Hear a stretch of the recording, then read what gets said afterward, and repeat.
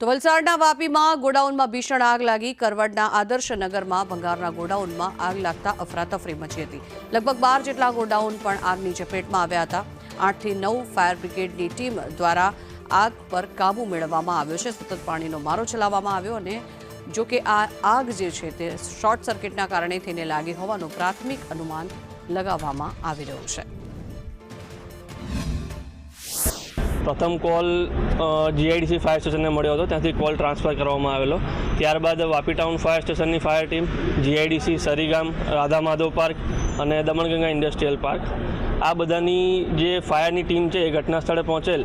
12 ગોડાઉનની આસપાસ ગોડાઉન સળગ્યા હોય તેવી પ્રાથમિક તપાસમાં માહિતી મળેલ છે।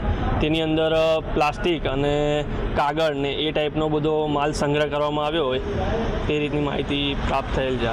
વાપીના કરવડના આદર્શનગરમાં મોડી રાત્રે આગનો બનાવ સામે આવ્યો। એક ભંગારના ગોડાઉનમાં શોર્ટ સર્કિટના કારણે આગ લાગી। જોતજોતામાં 10 થી 12 જેટલા ભંગારના જે ગોડાઉનો છે એ આગની ચપેટમાં આવ્યા છે। ઘણું નુકસાન થયું છે। અહીંના વેપારીઓ કહી રહ્યા છે કે આ શોર્ટ સર્કિટના કારણે આગ લાગી છે અને જોતજોતાની અંદર 2 કલાકની અંદર 12 થી 13 જેટલા ગોડાઉનો જે છે આગની ચપેટમાં આવ્યા છે।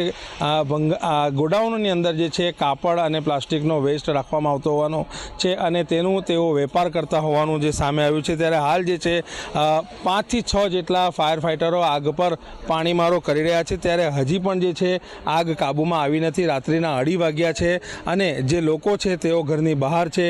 ગોડાઉનોમાં જે વર્કરો રહે છે, ગોડાઉન માલિકો છે જે ગોડાઉનની બહાર છે, કોઈ પણ પ્રકારની જાનહાનિ હાલ અહીં થઈ નથી, પરંતુ હાલ જે છે હજી પણ આગને કાબૂ પર મેળવવા માટે પ્રયાસો હાથ ધરાઈ રહ્યા છે। જાવેદ ખાન, સંદેશ ન્યૂઝ, વાપી।